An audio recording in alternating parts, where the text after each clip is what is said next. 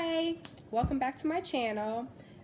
So if you are familiar with this pandemic, which I'm sure you are, you'll know that there's a lot of bills that are being passed in the United States, and I'm sure that you've seen some of the stimulus update videos on YouTube. If you follow or watch a lot of the financial literacy, financial freedom videos, then you have definitely seen it. But especially because there's a pandemic, I'm sure you've seen at least a couple. So this video won't focus on the specific updates, but it will share my opinion on what's been passed, as well as one particular act that is in the process. Well, I can't say it's in the process, it's just been introduced. So some people may think that that's not in the process because it hasn't been passed by the House yet. But continuing on. So my first thought is that it's very interesting that these huge corporations, they get these really large tax breaks, got these ridiculously large bailouts. Some companies ended up giving some of the money back. But I think it's really interesting because there was no question when it came to give large companies bailouts, like big businesses, but when it came to the individual taxpayer, it was like, oh, but we have so much debt, can we afford it? So I just think that's really interesting.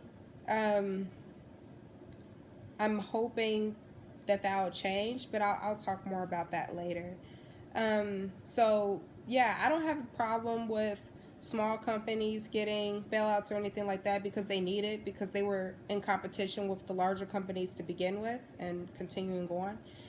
But the large companies, to me, I'm not like a subject matter expert in like financial analysis or anything like that, but using my own common sense, it doesn't make sense it will be more logical to give money to the individual who is not only just the taxpayer, so they're the reason why you have money, but they're also the consumer. So it doesn't make sense to bring something afloat that can't be sustained. And that's just my own opinion.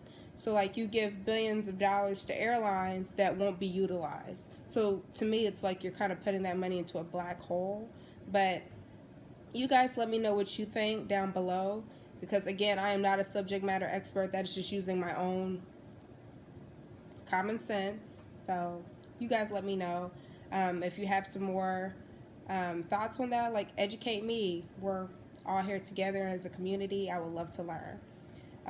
Speaking of the individual, the first stimulus check, I know some people haven't received it yet, but the $1,200.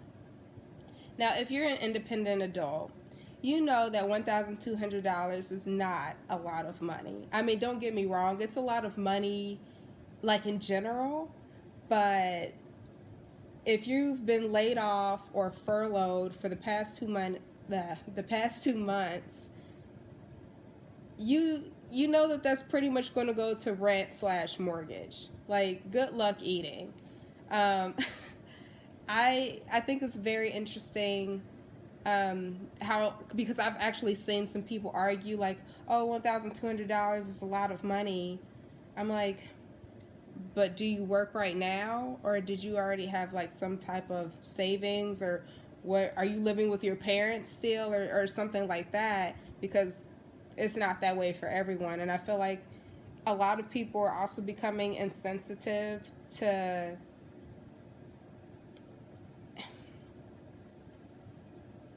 certain people's living situations, or maybe they can't like comprehend. But to me, it seems kind of insensitive. It's kind of like how, I don't know. I'll talk more on that later.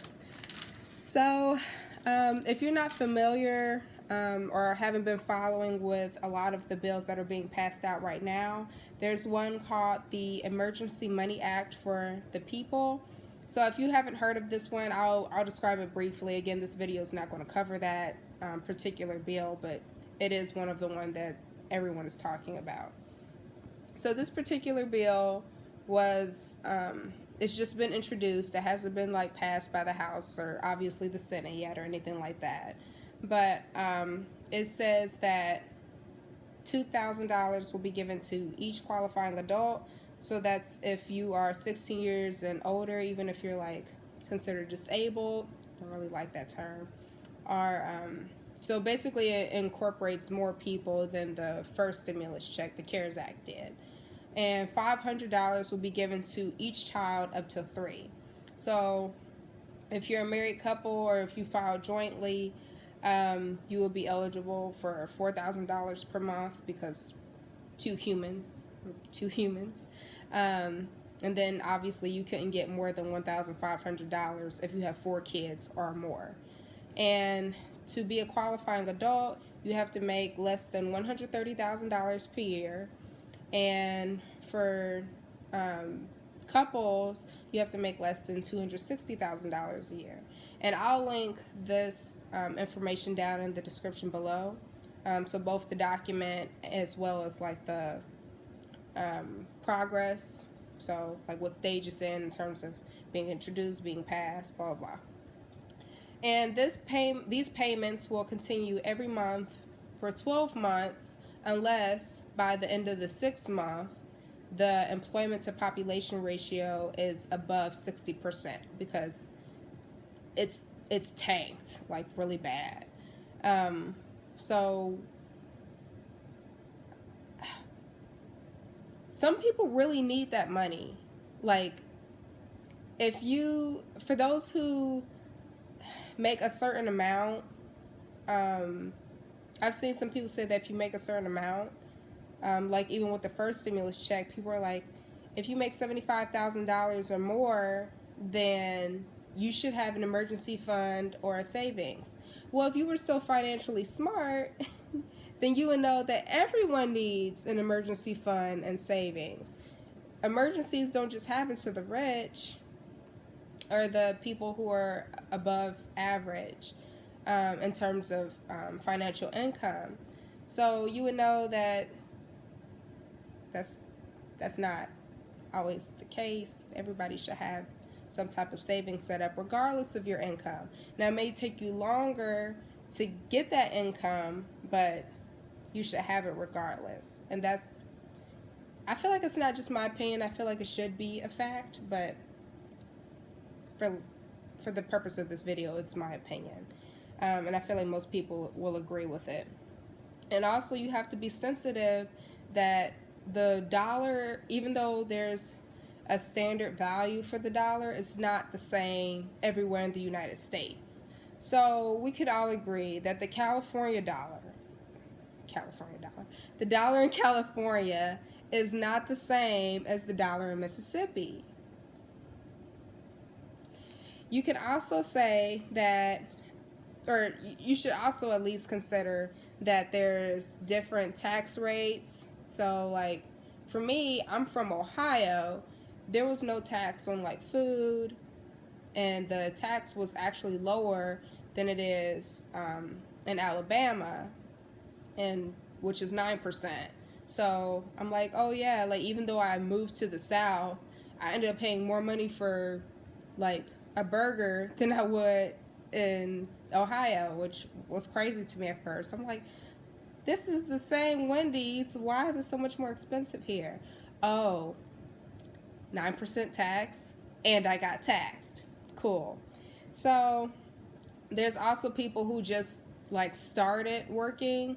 I actually have a friend that makes around the $75,000 range, and she just started working, and she hasn't even gotten a full check yet. So I'm like, technically her salary is X, but you just wanted to judge her even though she came from a much lower salary than that. So anyway, and then there's also people who are like the sole income, but what if they have like a lot of kids? So there's another guy, he makes like $120,000, but he has a wife that stays at home. She doesn't work from home or anything like that. She's she's unemployed, and then he has 3 kids. So 5 people on a $120,000 income. I mean, it's comfortable, but you'll definitely still have to like stick to your budget. Like you'll, yeah. So because your gross amount is way different than what you take home, and a lot of people don't understand that. So I think you should just be considerate that not everybody has it well off or anything like that. So when politicians are generating these numbers or whatever, I feel like they're not necessarily describing the average person. I think they're trying to incorporate other people who have lost their jobs that make more than average, but make average for the area that they live in. And I don't know why you would fight against it, because it helps you out in the long run. So if they're giving more money out to help support the people who have higher bills, then you that have the lower bill will be helped too. At least that's what I'm thinking in my mind. Maybe it has nothing to do with anything. But anyway, the Emergency Money for the People Act, I don't think that specific amount, the $2,000, will be given to everyone, because what is a sophomore in high school going to do with $2,000 a month? I don't really think that if you're claimed as a dependent and you're not in college, that you should be getting that type of money. And that's just my opinion. Unless you're an emancipated minor. But I don't think they're claimed as dependents by anyone. I think they're solely independent. But yeah, if you're an emancipated minor, then definitely. And if you're a college student, definitely. Like, I'm thinking about when I was in college. That would have been great to have that type of money, because I sure was hungry and I sure was broke. Even though I had 2 jobs, most of that money went to school, still in debt, working on that now. And also, I don't think they're going to have it for as many payments, so there might be like 1 or 2 more checks. I don't think it's going to be a reoccurring payment.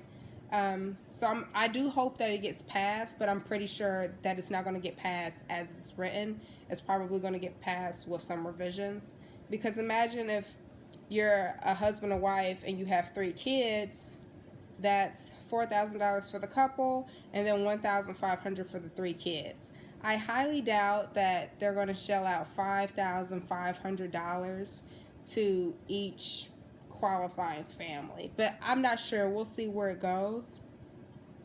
If it helps people get on their feet, whatever, I'm all for it. I don't want to see people hungry, starving, or being threatened to be evicted, even though they have a clean bill of rent or mortgage payments, but just because they're in a hard time, people should really be more sensitive. I also think that for the future, we can learn to appreciate our essential workers more. And if you don't know, an essential worker is basically the pillars of our society. So in this case, will be politicians, politicians, people who are working in the food industry. So that's restaurants, that's grocery stores, custodians, national security, etc. And the fact that, and nurses, yes.